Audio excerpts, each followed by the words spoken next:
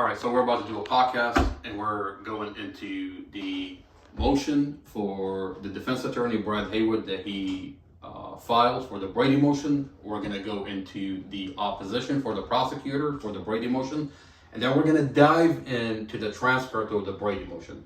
And we're going to ask the question, what happened with Mustafa's defense attorney, Brad Haywood, after he filed a Brady motion and he was granted the Brady motion to go after the police department and find out the missing body cams and the exculpatory evidence that's going to show that the police department falsified this whole entire case.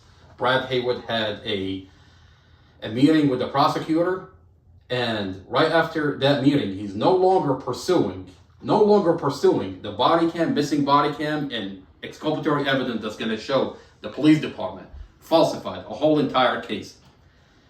A police department that cut and muted the dash camera in Mustafa's vehicle, that crushed and staged Mustafa's vehicle, weaponized the children, a 9, a 10, a 14, a 16, against Mustafa. Evidence that show a police department falsified a whole entire case.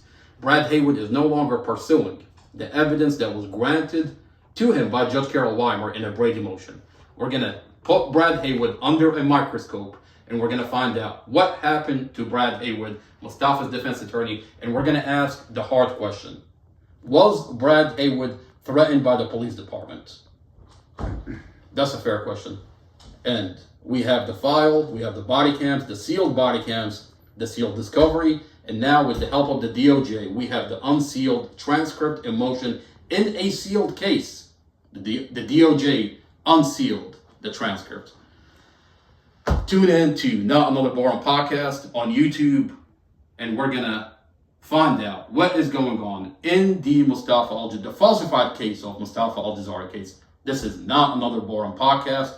Tune in for a podcast that's gonna find out what is going on.